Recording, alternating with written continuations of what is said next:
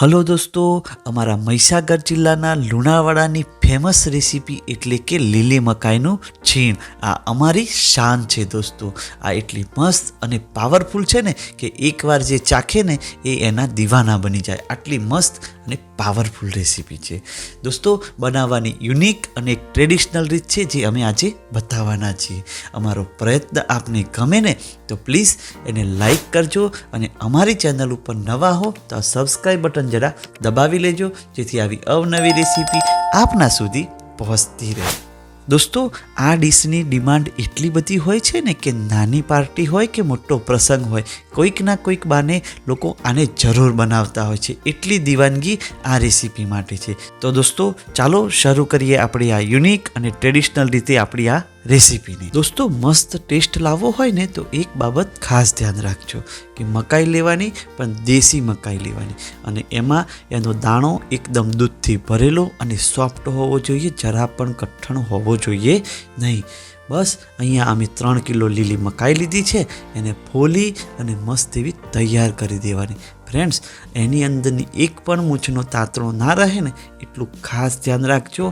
દોસ્તો, દેશી મકાઈ ના મળે ને તો જ આપણે અમેરિકન મકાઈ યુઝ કરી શકીએ છીએ, પરંતુ ટેસ્ટ માટે તો દેશી મકાઈની જ છીણ મસ્ત પાવરફુલ બને છે. બસ એને મસ્ત રેવું છીણી લેવાનું છે. ક્યાં સુધી છીણીશું? જ્યાં સુધી પૂરો દાણો છીણાઈ ના જાય ત્યાં સુધી. વધારે છીણશો તો એની અંદર કૂચા વળશે. એટલે ખાસ ધ્યાન રાખજો કે બસ આટલું આ રીતે છીણાવવું જોઈએ.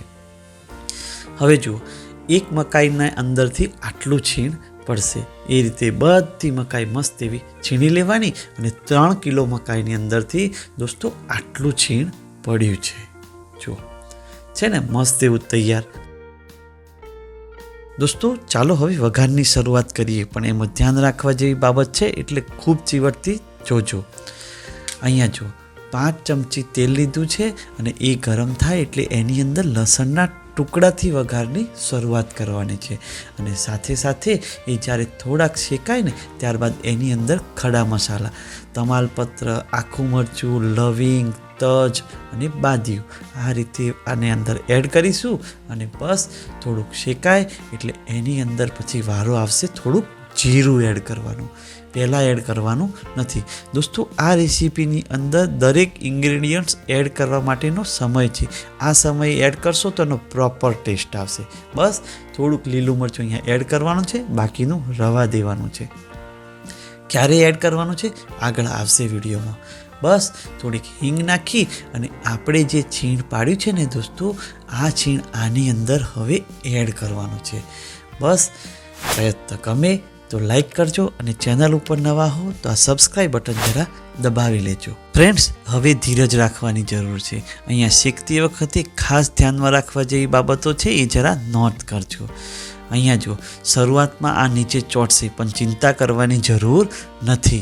બસ ધીરે ધીરે એને ફેરવતા રહેવાનું છે, પરંતુ ધ્યાન રહે કે અહીંયા ગેસ આપણો એકદમ મીડિયમ હીટમાં હોવો જોઈએ, હાઈ હીટમાં હોવો જોઈએ નહીં. પ્રયત્ન ગમે છે ને તો સબસ્ક્રાઈબ કરવાનું ભૂલશો નહીં. ફ્રેન્ડ્સ, આ મકાઈનું છીણ અમારા પ્રદેશથી શાન છે, અને એને બનાવવાની રીત કંઈક યુનિક છે. ગુજરાતમાં અલગ અલગ નામથી આ બને છે, પરંતુ આ રીતે બનાવશો ને તો 100% મોજ પડશે, અને તમે કહેશો વાહ, આને વારે વારે બનાવવાની, આટલી મસ્ત રેસીપી બને છે. ચાલો, ખડા મસાલાનું કામ અહીંયા પૂર્ણ થાય છે, એટલે આવા આખા મસાલા કાઢી લઈશું. અને વિડીયો ગમે ને તો શેર કરવાનું ભૂલતા નહીં.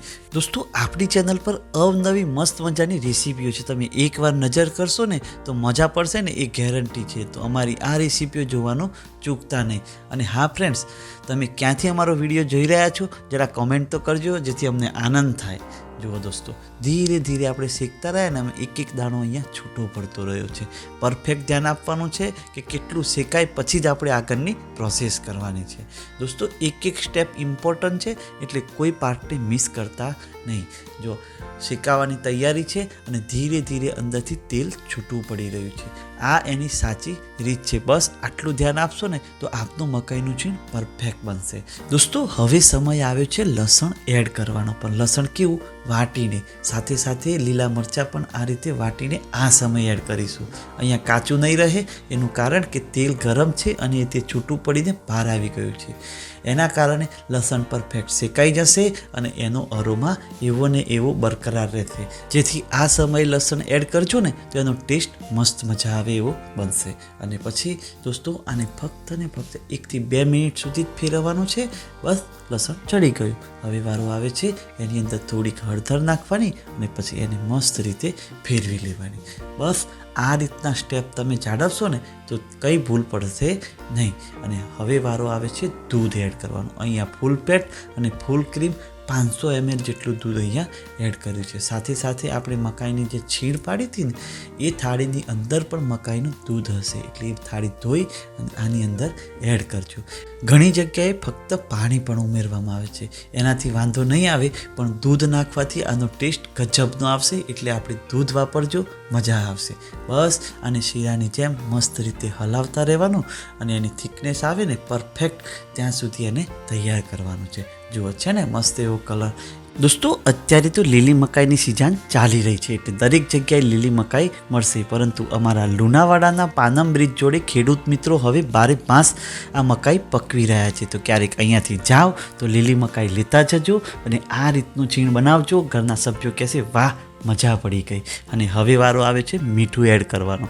સાથે સાથે દોસ્તો 1 ચમચી ખાંડ અહીંયા જરૂર એડ કરજો. વધારે ઈચ્છો ને તો એડ કરી શકો છો, પરંતુ 1 ચમચી ખાંડની જરૂર તો પડશે જ, એટલે આ ભૂલતા નહીં. બસ આ બધું મિક્સ કરી લો અને હવે આપણું છીણ બનવાની તૈયારીમાં છે. પરંતુ હજુ 1-2 સ્ટેપ બાકી છે, એટલે કંઈ ચૂકતા નહીં. દોસ્તો આની રિચનેસ વધારે આવે ને એટલા માટે અહીંયા 3 ચમચી દેશી ઘી અહીંયા એડ કરીશું. બસ આ બધું મિક્સ કરી લેવાનું અને આપણું છીણ હવે એકદમ નજીકમાં જ છે.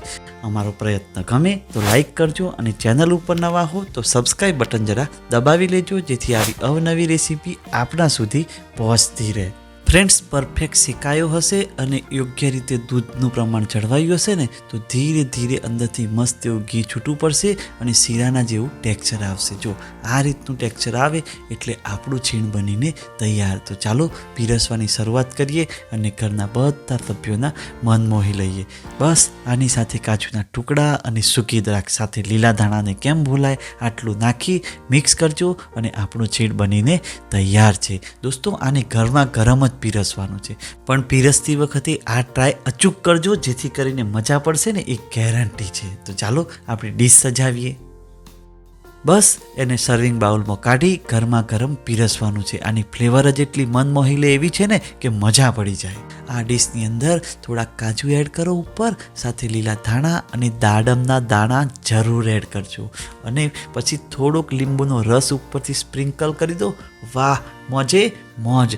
આ ડીશનો દેખાવ જ આંખને ગમી જાય એવો છે. તો ફ્રેન્ડ્સ આ રેસીપીને શક્ય એટલા લોકો સુધી શેર કરજો, જેથી અમારા પ્રદેશની આ શાન બધા લોકો સુધી પહોંચતી રહે. પ્રયત્ન ગમે તો લાઈક કરજો અને ચેનલ ઉપર નવા હો તો આ સબસ્ક્રાઈબ બટન જરા દબાવી લેજો, જેથી આવી અવનવી રેસીપી આપના સુધી પહોંચતી રહે. આજના દિવસ માટે આટલું. અમને રજા આપો આવી જ નવીન રેસીપી માટે. ત્યાં સુધી જય હિન્દ, વંદે માતરમ. સબસ્ક્રાઈબ કરજો.